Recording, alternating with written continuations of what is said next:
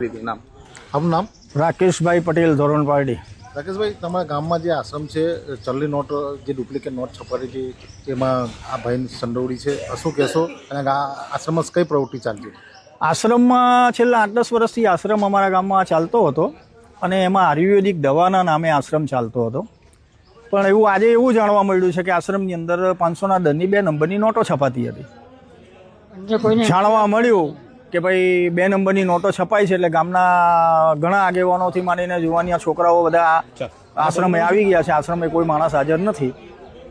અને આશ્રમની અંદર એક ન્યુસન્સ બીજું એ પણ હતું કે ઘણી જુવાન છોકરીઓ પણ રાત્રે મોડા સુધી આંટાફેરા કરતી હતી. ગામના કોઈ વ્યક્તિઓને આશ્રમની અંદર પ્રવેશ આપતા નહોતા. મોટા દરવાજા એમના હોય, એ દરવાજા કાયમને માટે બંધ રહેતા હતા. પણ આ એક ન્યુસન્સને લીધે આજે અમારા ગામનું પણ નામ કલંકિત થયું છે. તો અમારા ગામના તમામ વ્યક્તિઓની એવી માંગ છે કે ભાઈ આ કાયમને માટે એને સીલ કરીને આશ્રમને સદંતર બંધ કરી દેવો જોઈએ.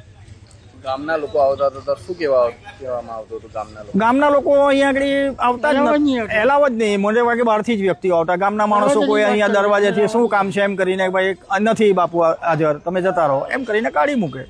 આગળ કઈ વિવાદ કે એવું કઈ? આગળ એકવાર કંઈક એમનો વિવાદ એવો થયેલો, ત્યારે કંઈ બાપુએ આત્મહત્યા કરવાની કોશિશ કરેલી, પણ હવે એ એકચ્યુઅલી એમનો વિવાદ શું હતો એ અમને કંઈ માલુમ નથી પડ્યું. પણ એ આગળ એક વખત બનેલું છે, એ વસ્તુ ઘટના બની છે.